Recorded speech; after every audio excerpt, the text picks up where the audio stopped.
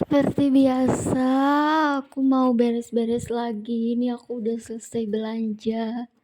Inilah my rutin, jadi aku biasa setiap hari begini terus, nggak ada bosennya. Sebenarnya aku tuh merasa bosen sih, tapi gimana lagi, ini tuh udah kerjaan aku. Ini aku cari uangnya seperti ini. Mau gimana lagi ya teman-teman, aku tuh bosen juga ya aku jalanin.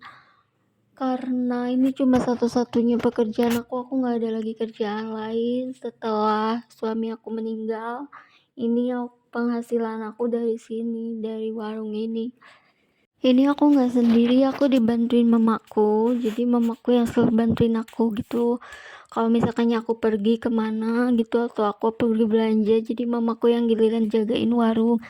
Warungnya kecil sih ya, tapi penghasilannya lumayan. Jadi penghasilan dari warungnya bisa ngidupin aku sama anakku sekarang ya, cuman bisa makan aja, sama ya paling kalau misalkannya pengen pergi jalan yang deket-deket bisa lah ya untuk biaya itu.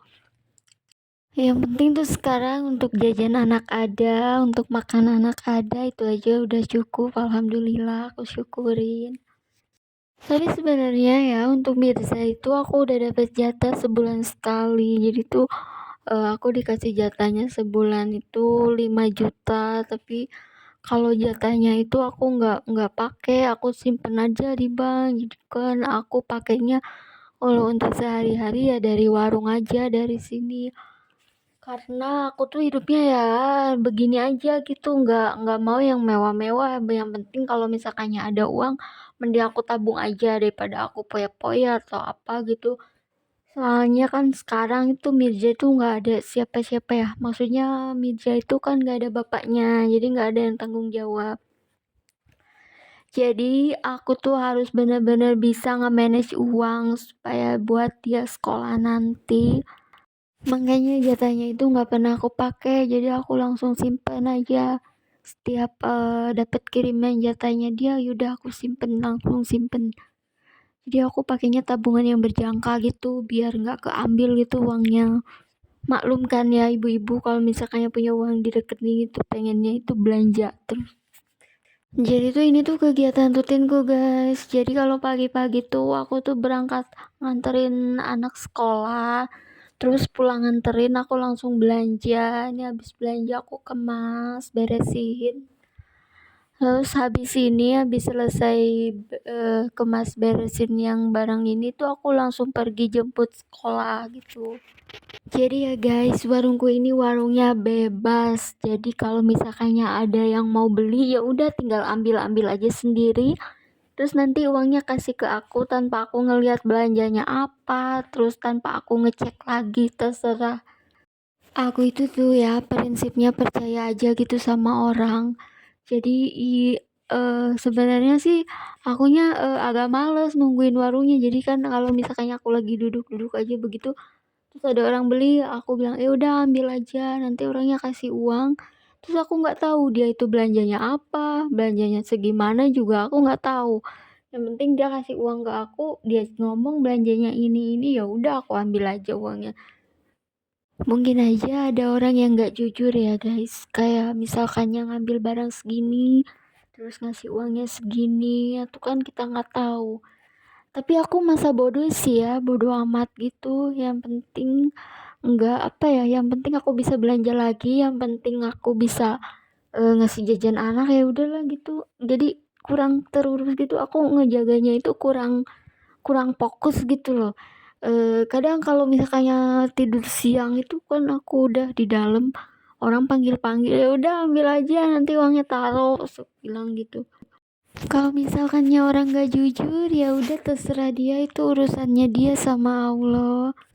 Tapi kalau misalkannya ada yang jujur juga ya alhamdulillah. Tapi menurutku ada sih yang jujur karena aku sering ngetes orang. Terus ada CCTV juga, jadi aku pantau pakai CCTV. Ini walaupun warungnya kecil ya guys, tapi aku pakai CCTV karena buat jaga-jaga. Karena aku orangnya terlalu bebas gitu, ngebiarin warung misalkannya ada yang beli ya bodo amat gitu.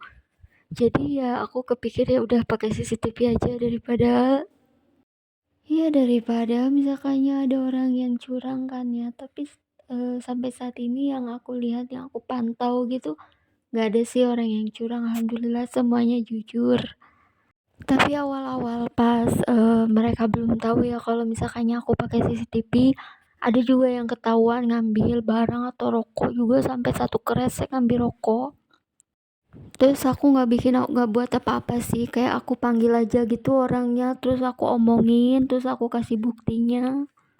Ya mungkin jadi semenjak kejadian itu, jadi sekarang orang-orang pada jujur ya karena takut kan, karena ada buktinya ketahuan gitu. Ini aku masih yang beres-beres ya, sebenarnya belanjanya sedikit tapi kok aku lama banget ya beres-beresnya.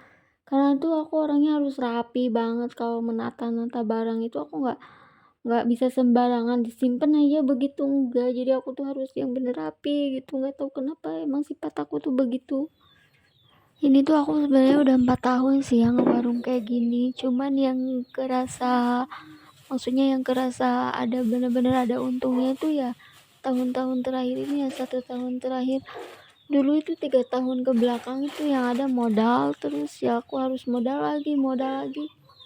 Sampai aku tuh bilang sama suami aku, ya udah aja yang warungnya nggak usah dilanjutin, ini kalau dilanjutin juga nggak bener gitu kan, yang ada modal terus nggak ada untungnya.